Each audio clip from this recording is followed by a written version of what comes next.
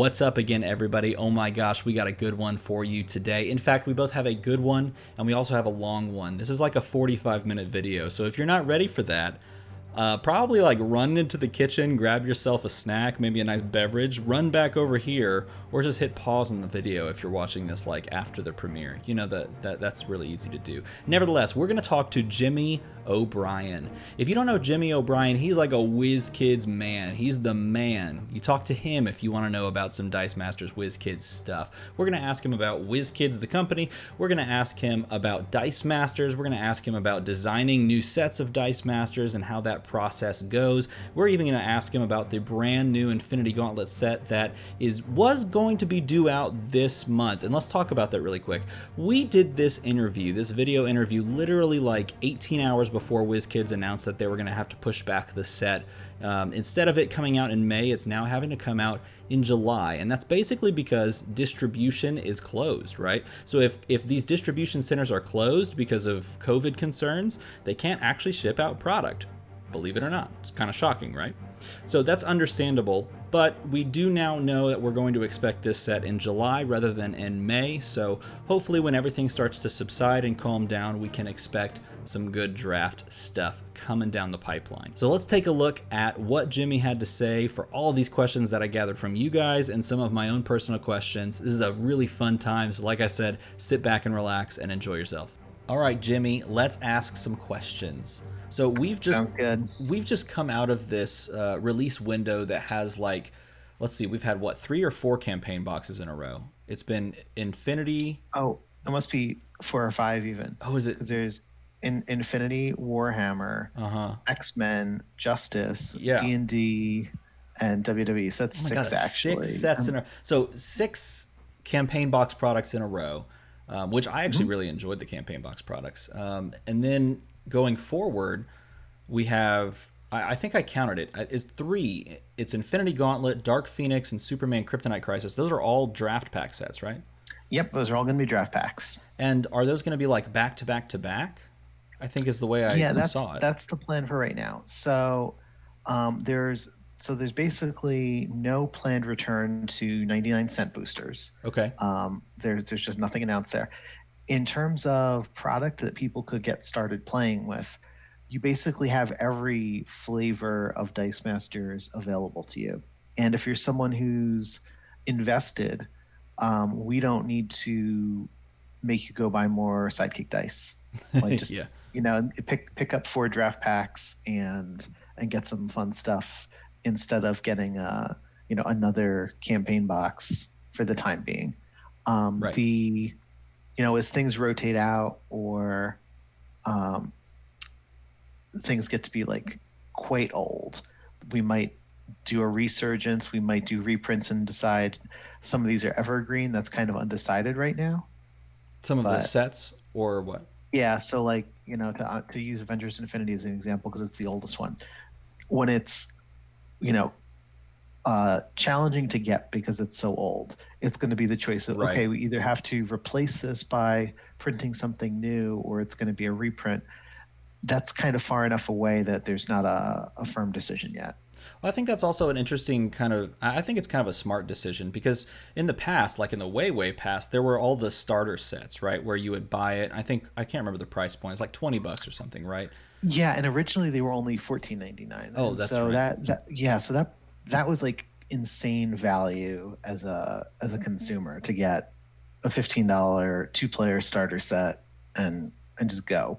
Right, and some people used it for that, but I feel like there were a ton of people, especially the collectors side of things, that would literally just buy it for the basic actions, and they didn't use things like you were talking about, like the sidekick dice or anything like that. Right, and you're right, and that kind of was one of the things with old school Dice Masters was I wasn't getting basic action cards in my booster product, and now you do because of the draft packs.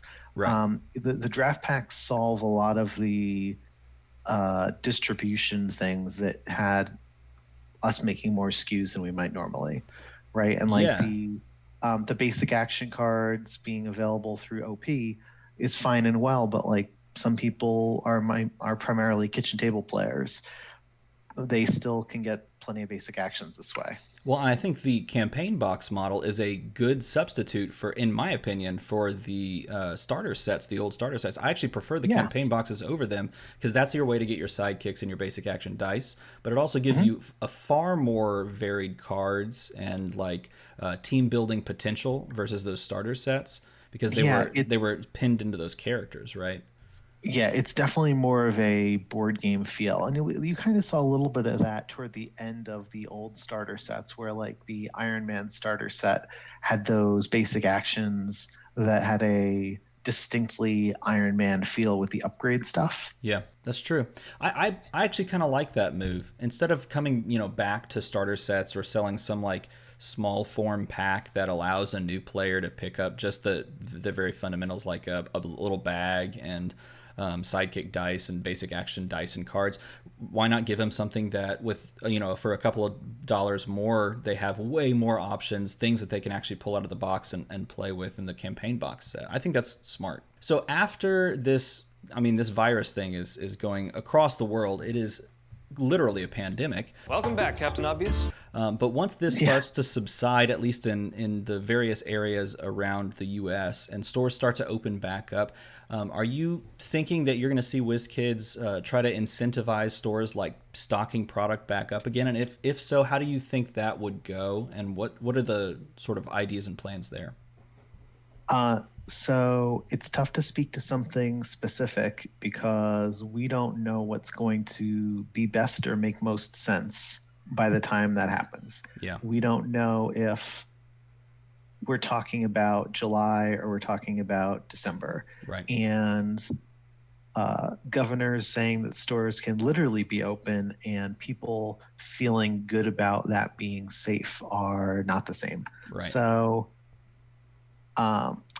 expect to hear more from us, but basically we're going to probably delay that message until we're feeling really certain about what it is because it feels bad to change the story over and over, Yeah. especially if a little bit more time ends up turning into not only is it more certain, but the idea is better.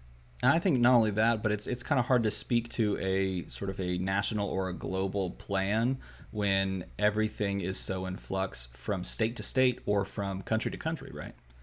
Yeah. And so, we kind of just hope that whatever we end up doing, if an alternative plan makes sense for some region, whether that means a state or a country or a city or whatever, that people just make choices that are good for their business and safe for them as people. Yeah. Because who knows after stores start to open back up, how many stores have stayed open, specifically local game stores, how many stores have like transitioned their business model, like if they're trying to do something new and ways to pull people back in, or if they're looking to do something specifically online only going forward. Yeah. I mean, it's so up in the air, right?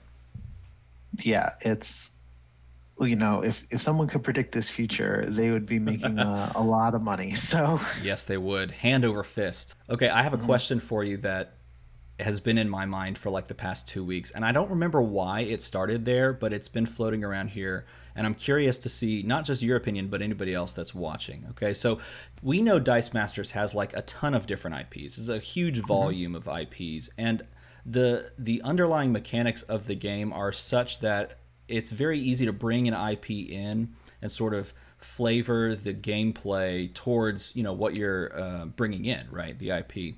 So yeah. is there an IP that like just for you, or even a genre, whatever you want, a setting that you would love to see in the game, or you would like love to see translated into Dice Masters versus what it is currently? Like for me, I don't know why, the past 2 weeks I've been like, oh my god, it would be so cool if we had like a pirate themed Dice Masters set. Is there something like that for you? So I think that people who know me and my background would immediately guess Pokemon, and that is true. That's what I would have said. Yeah. But like they have their own game. Indeed. In a lot of different ways, and so it's easy to not get bent out of shape to know just like, hey, it's not going to happen. Versus, oh, if I had only done something differently, we would be doing Right. this today. So that it's Right. actually really freeing to know that it's unlikely to happen. But if it did, that'd be fun. But um, I think it's the variety of IPs feels like it's in a good place right now, because a lot of the stuff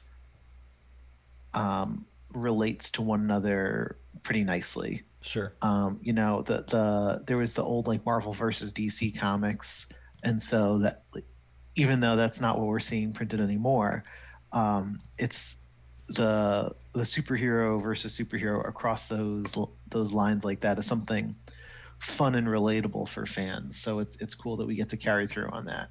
That's true. That's true. I don't know. I think a pirate theme set would be so fun. That would be hilarious. And there's people in the community that love the pirates in D&D. I'm sure they Yeah, would love the the fact that pirates in D&D are a lot of fun. So I do. So a lot of people ask Quiz Kids about Pirates of the Spanish Main stuff, and like, okay, clearly we have nothing announced. We haven't released anything yeah. like that for years. But the other pirate IP that I really like, did you ever watch the cartoon Pirates of Darkwater? I think it was. I know of it, but I've never seen it. No. Yeah. So basically, it's like heroes are trying to go collect these different items to cure this like global magical pollution that like oceans just want to kill you. What? And Wait, and hold on. What is this called? I think it's Pirates of Darkwater. I'm gonna Google it to Oh, make I'm sure I'm I'm pulling up. googling it right now. The Pirates of Dark Water. Yeah, like, and this is like, me as someone in my 30s trying to remember something from before I was 10. But yeah, like I think the water would just like reach up and like get you. No, And I'm so totally like, wrong. I've never seen this before in my life, and now I want to. oh yeah, like I think it was on like the tail end of like Hanna-Barbera doing their Yeah. their original series stuff. And so I will say the show ends without a conclusion, and that is deeply unsatisfying, but it also means that if they were to ever come back and like do a movie or a reboot or something, things are not set in stone, so that's kind of neat. That is cool. I mean, you could even go IP list. Like, you could just literally make like a generic Yeah. set of random. I don't know. I guess you can't really do like wizards because you have the D&D thing. But I think it's so open. That's the beauty of Dice Masters and the game Right. mechanics is you can really just fit whatever IP or setting that you want into the game. I'm curious to see what other people post in the comments. See if Yeah, they it's come it's up with just some good ones. it's a really solid system. And like if you kind of take a step back, even like before you had Dice Masters, you had Couriers, right? So like it comes from this original agnostic place. Yeah, exactly. You could fit just about anything you want into it. Hmm. Okay, let's talk Infinity Gauntlet. Okay, now Love to. it's May, so technically, like, this is when we would be getting Infinity Gauntlet, and who knows if that's like actually going to happen because of all the craziness. But thinking like just thinking of the set in general, this is the largest and probably I would say the most ambitious Dice Master set that I can think of. I mean, it's actually the largest set because like an average set averages around 120 to 130 cards, and Right. this So has 152 in it, right? definitely the biggest set. So there's a lot of cool stuff going on with that. So I think that the bigger set size makes it more draftable in a lot of different ways. That you're going to see fewer draft game events play out in what feels like a similar way. I 100% So agree, by the way. Yeah, I totally agree. yeah, so that's nice. The frequency of the feel good pulls on the super rares goes up, even though there's more of them to get. And so you're going to be spending about, if all you were to do is open packs until you got a full set, it would be approximately the same number of packs as it used to be. You just get more hot stuff across those packs. That's a So I good way think to put it. yeah, that's kind of better value. It also means that if I sit down with a bunch of my friends to play a draft, it's not like one person gets the bomb super rare and other people feel like they're left out. Yeah. You're gonna have that mix up where, yeah, you get more than one person with those things, and some of the rares might even be hot enough that you pass a super rare because this certain rares are just so good, especially in limited, when other people can't build to have a solution for them. Yes, they are. The rares in this set are very solid. You are Yeah. 100%. And I think the other thing is with the design space of Dice Masters being so big, you can afford to get that fourth version of characters, or that, that fifth version, because maybe there's an OP version that's different. Mm-hmm. And so within a set, we might not need to go and do uh, the fourth version of Captain America in some set, but we've never seen, Pip the Troll before. Maybe he gets a fourth version. Like, think the little things like that where you can kind of have a lot of granularity on how featured someone is versus they're there or they're not. Yeah. Well, I know you mentioned the OP set, and I know there's no like announced OP kit for this currently like in the works or Mm. anything that has been mentioned thus far. But oh my god, this would be an amazing set for OP kits. I think Yeah, partially because of the storyline and like what the set is about. Right? It's so iconic. yeah, exactly. And so hopefully we can roll out something once everything kind of makes sense and the timing is locked in and things like that. But there's nothing firm for the moment. For the set itself being like all about the Infinity War saga, both in the comics and in the we now have it in movies. What Mhm. was it like designing for that sort of epic storyline that now a lot of people know, and maybe they didn't know it, but because it was only comics, in comics, but now like so many more people know it because of all the Marvel Cinema stuff. What was it like designing that set? Okay, so I'm not. So the designers, Mike and Eric, I think that they love to get their twist and interpretation onto these storylines. In some cases, there are things that they go into a little bit less familiar, like War of Light. Mm-hmm. In other cases, it's stuff that they've known for a long time, like the Marvel Cinematic stuff and the Infinity Gauntlet. Sure. And so, even if you're a world-renowned game designer, getting to put your, fingerprint on how a bunch of people experience that iconic thing has to be a lot of fun. Oh my gosh, it has to be, right? Being able to Yeah. pick and choose the characters that go into it, and like tweak different little things. Like I was looking at some of the cards that have been spoiled so far, and I was starting to notice, oh, like the die count on this one is 3, the die count on this one is 4, and that could just be like a design perspective. But just thinking about the fact that like as a designer, maybe you sit down and tweak that because of a thematic thing or a flavor thing. That's such a Mhm. cool idea. Yeah, and I think the altering die counts also helps influence what team construction looks like to some extent. Mm-hmm. That if I have, if you go back to the Guy Gardner Miri teams that used to exist, you were just going to snap include 4 of both of those, and it wasn't much of a thought. Yep. But if Guy Gardner had been max 2, those teams might have been doing more aggressive things with their other character dice spots, where instead they were doing, utility or ramp things. And so it's just neat to see what might have been different And uh, it's by again, tweaking that.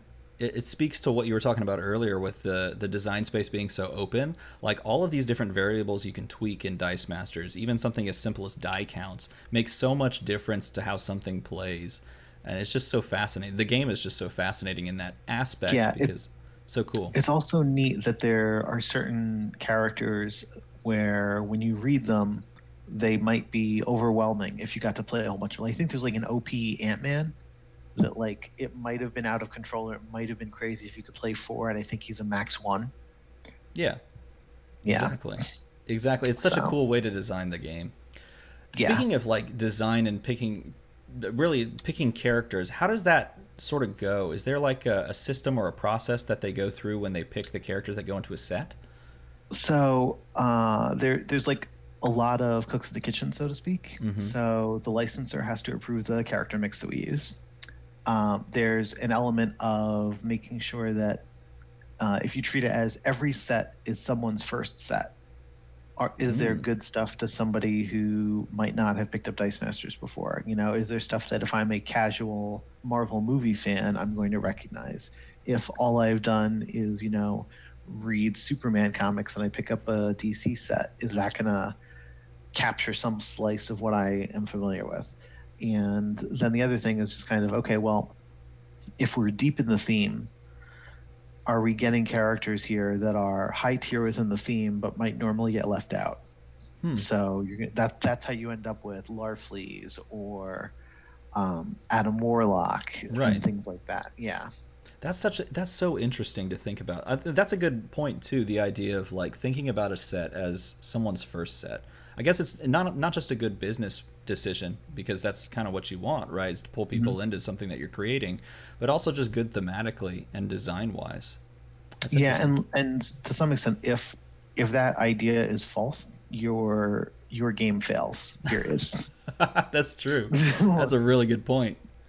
If you haven't pulled somebody in a new set, you got some problems, right? Yeah, exactly.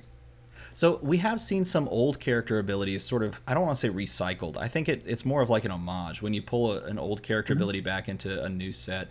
Is there a process for that as well? Because we talked about how you pick characters, but how do you decide what abilities come back and what don't? So over time, it's good and interesting for the game to feel like it plays in a different way. But in the interim, that means things need to come and go. And so, like one of the great abilities for ramp was the resurrection global. Mm-hmm. But for people to experience a few sets of modern where that's not around is totally fine. That's true. We went and had years of the original Professor X global, and we don't really have that anymore. But it built a lot of excitement, and we see versions of it today that are a little more tame. Yeah. Um, and I think you also end up getting to enjoy the new context on a lot of these things. That even though we might see, um, a force attack global available, the fact that I might now have, like the a fist force attack, and I also have the fist Atlas global. Mm-hmm. That was not a trade off that I used to be able to experience with my fist energy back in AVX, That's true. and so it's neat that things are available in new flavors. Yeah. So essentially, what I've gathered is that we will see a reprint of the old school PXG sometime. Is what we're getting from that because it was not powerful enough. It needs to come back, right? Yeah, definitely. But so I think I think something is true now that was less true then, which is I think you've got better mid-range options than you used to. That's true. And Professor X was really good at helping you reach for expensive things if you wanted to. And so the fact that nobody really needs to reach for that, or fewer people need to reach for that 6 cost Jinzo or Hulk, Mm. fewer people need to reach for that 7 cost Silver Surfer. And instead, you're getting 4 and 5 cost things that are going to help you push through and win the game. Like you don't need to get as crazy and field my 3 cost guy and then spend 4 energy on globals. Like you can, and like with like relentless being gone, um, that's good for the game. But it also Definitely. means like I don't need to ramp to try and blow up my opponent's blocker opportunities, and so it's a lot of what's it like. Yeah, and there's something to be said too for the idea of making a lot of solid options because providing variety allows you to tool one, I guess, one team or one idea towards one ramp option. For example, we're talking about ramp Mm-hmm. Yeah. versus just one universal thing that either always goes on the team or you just don't have anything that's going to measure up. You know, that power creep idea really pushes out the possibility of, creating a variety for people to try and enjoy, Yeah, and it's also challenging because it's really interesting that Dice Masters uses global abilities the way that it does, but it's also a challenge because if I give you a global ability that only works for your strategy, even though it might be less powerful, it's now it feels unfair that I've locked your opponent out of it, Yeah, even though it's supposed to be global. that's true. That's a good point. Okay, next question. Are you ready for this Mhm. one? Because I'm kind of curious about this one. I'm a design nut, and I like to hear how things change. So, is there in this set? Is there any card that you can kind of come up with, or any ability that you can think of that that like changed over the design process, started somewhere, and sort of evolved into what it is now, or had to get like super nerfed because it was super powerful? No, so very few cards get nerfed hard. That's kind of the starting baseline. Um, when you consider that the design team has the enormous experience, Yeah, that helps. things are normally close to the mark to start with. The, I guess, nuance is kind of, well, hey, does something work technically, but the number of words required to make the rules function, is that not what we want? So maybe that's something that's changed like that. Or does something balance out perfectly fine, but it discourages a play pattern that is desirable? So like we're trying to make a bigger move toward people actually attacking and chipping damage away from their opponent. And so if you think about that era with like Lantern Ring and Half Elf, or yeah, I think it was Lantern Ring and Half Elf Bard, where you're gonna have this one big turn where you just burn somebody to the ground. That's right. Yeah. That and even with like Mr. Fix It, right? That was a thing.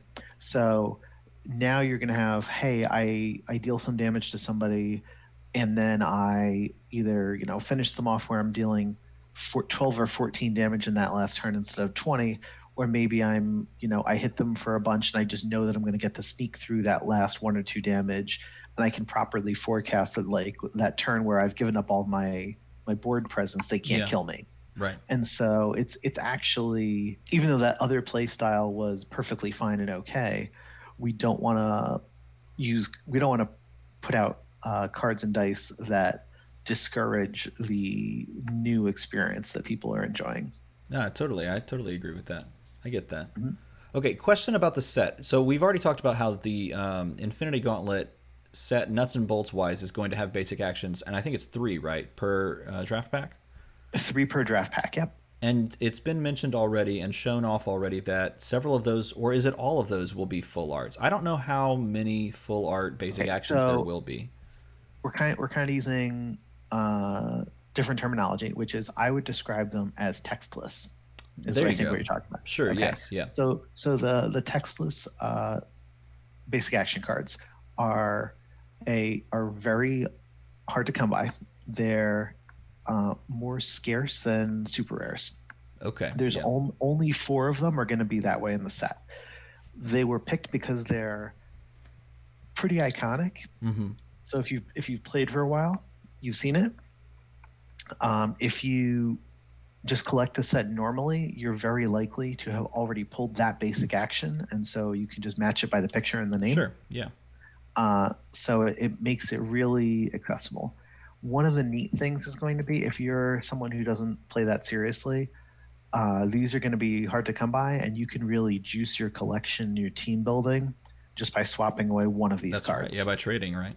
And so even though we're making sure that the playable collection you're going to get within the set is kind of similar to what's come before, there's still going to be these bomb collectible things for people to get and kind of upgrade what they're working with if they want to. Yeah, exactly. And so we know investigation, big entrance, right? Those are 2 of them.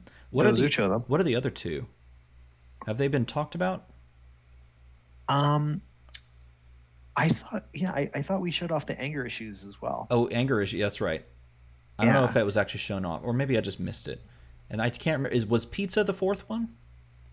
If not, it should be. Pizza's got the best art ever. This set has really so much good art. So Pizza was actually internally, it was the concept card for this technique that we ran. So when we look at doing like new card layouts and stuff like that, it's you barely ever get it on the first try. And so just seeing a few different versions of it could look like this, it could look like that.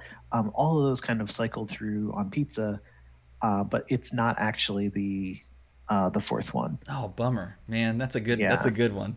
Do we know the 4th one? I'm not sure. I'm gonna check it. I think that I think WizKids might reveal it sometime in the near future if we haven't already. Okay. So someone will keep us honest in the comments. There you go. I actually don't know if the 4th one has been spoiled or not. That's why I was curious. That's so cool. I am looking forward to trying and find. They're real, like this. The set as a whole is really visually stunning. Oh, it's so it is. It's really nice. Like I have not picked out all of the art, but I helped pick out a lot of the art, and it's just one of those things that, like, as you meet different people through the years, and everybody's got their own little idea or tip for what makes good card art. Yeah. And everybody's a little bit right. And so just as you kind of just pick up all the different tips and tricks, like it gets easier and easier to put together something really stunning. And I think we've had a really good streak with this set. I think the past couple of sets I think have been really interesting art-wise, because each one takes on a different feel as well. The way that you have been selecting art, each one has a different. I feel is really the best word, because you're selecting art to not just match the card and maybe the ability or anything like that, the flavor of the character, but also to match the other cards in the set. I would imagine, right? Yeah, to some extent. And one of the other things too is like to try and come up with some diversity as far as the art is concerned. That, you know, if you scroll through the if you look through the different art in the basic actions for this set, you're going to see a lot of the characters that made it into the set. But you're also going to see people like, you know, Electro, who didn't make it into the set, or Black Panther, who, like, there is a Black Panther, but in the set it's Shuri, it's not T'Challa. Yep. So, and then you get different styles, right? That, like, pizza's a little bit more cartoony with the, you know, the slice of pizza looking a little bit silly, but meanwhile, like, Investigation is kind of more of a painterly style. Exactly. And so it's just neat that you get to mix it up. No, I totally agree. I love this set. I am so excited to get my hands on it. So here's my last question for you, okay? And this is a totally subjective question, but I want the best answer you can give because I'm excited to hear it. If you had to pick one card from the entire set, which card is your favorite card?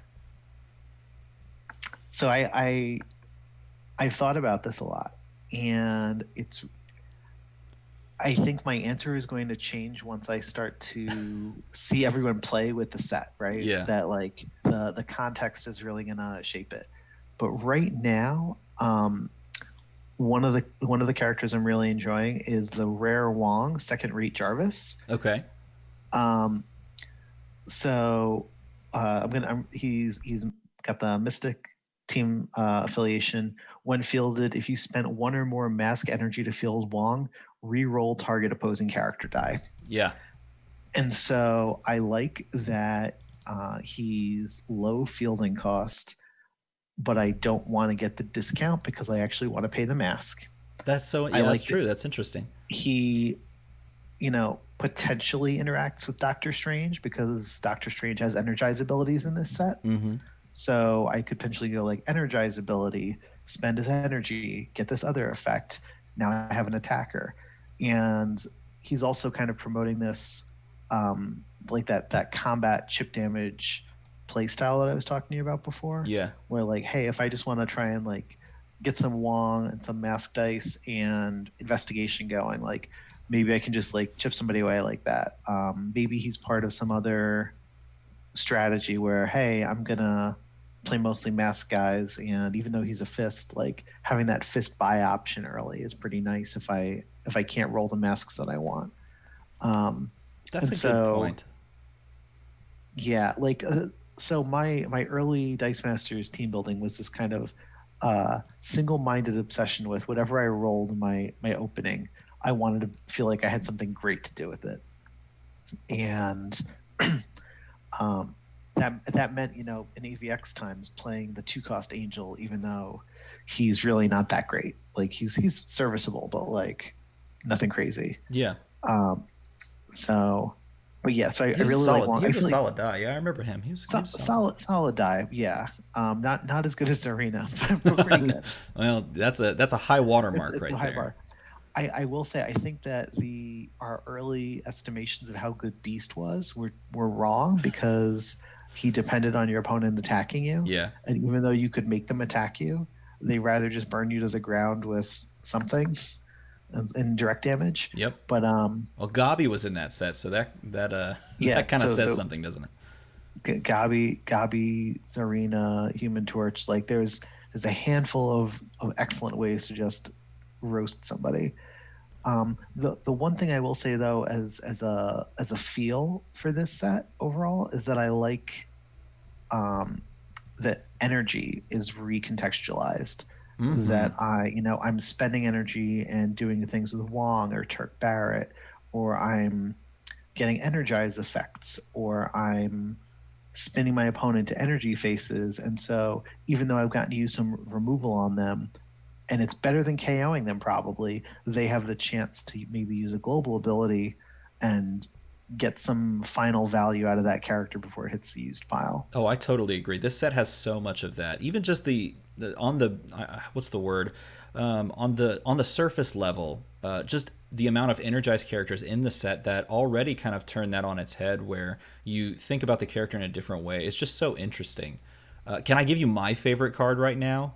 Oh yeah, please hit me with it. Okay, here's my favorite card. It's an unspoiled card, so technically this is a spoiler, and I didn't think about this until literally you started talking about your favorite card. I think this is my favorite card. Is it okay if I say one of the super rares? Yeah, spoil it. Okay, Yeah. super rare She-Hulk, Astral Planar. Do you know that card like off the top I of your do know head? that card by heart. Yeah, she's So 6 good. and then she energizes to give somebody, what is it, +4 attack, +2 and plus Overcrush. two overcrush, and then don't you spin her to level 1? Yes, and then you put her to Yeah, level 1, which is so cool. Oh my god, yeah. there's literally So no bad side to roll her on except the single shield. It's amazing. yeah, and like you know, she's got that like space sword or whatever in the Yes, picture. So yes. they're like, if you looked at that, you'd be like, yeah, she's ready. Like, so it kind of fits it. So I actually think that the single energy face situationally might be better than her level 3 face. Sometimes you need the And energy on an energized character. yeah, yeah. So, but like the level 3 face, it's just you actually don't get. I mean, you get a huge creature, right, or a huge Yeah, character, but like,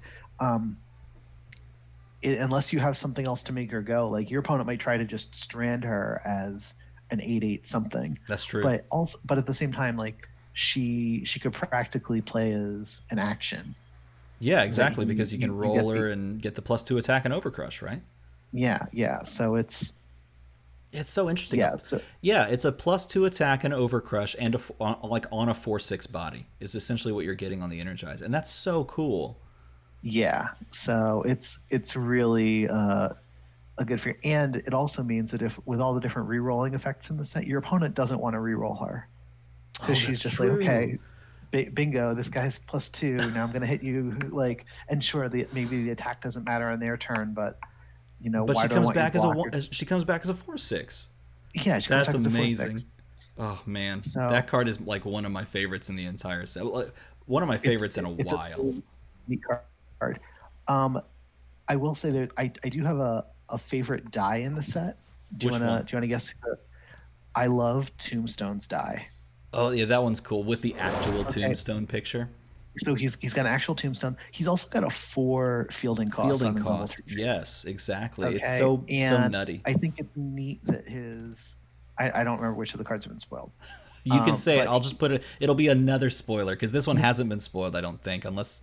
Well, actually, I think you spoiled it on the stream that you did. oh, did I at some point? Okay, um, The common, right? The let, common.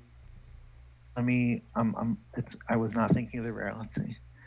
So I like that the common lets me kill all my dice in the field zone to Yeah, field them for free. exactly. I think I it's think super that's cool. Yeah, and then I even kind of like the uncommon as being different. That he's got a burst face on level 3. So on his burst, when fielded, you may purchase a character die with printed purchase cost of 3 or less for free. Yeah, And so he just does something weird, and I think that's neat. It's also kind of cool in that if your opponent has some kind of tax on your characters, that gets around it because he checks what their purchase cost is, and then he makes it free, and free is free. Oh, the common. So Yeah.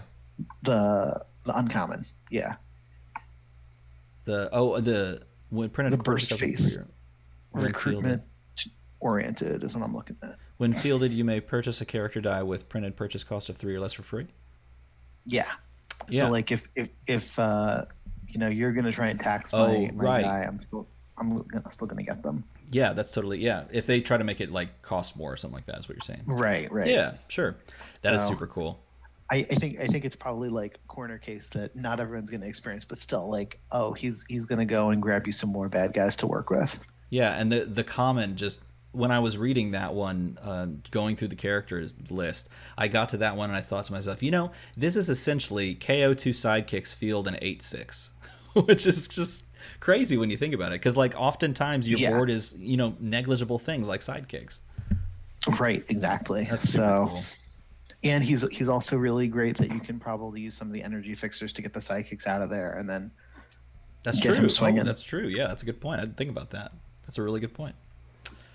Man, this has been fun. Thanks for coming on and hanging out and talking Dice Masters. My pleasure. Happy Cinco de Mayo. Yes, indeed. Happy Cinco de Mayo. Do you have any plans for Cinco de Mayo? I know it's probably not one of those where you want to go out and do much. Yeah, no, I decided against going out and getting a Corona with the side of coronavirus. Yeah, that's probably a good call. That's the right choice. Way to be responsible, Jimmy. Nice job. Trying my best. That's awesome.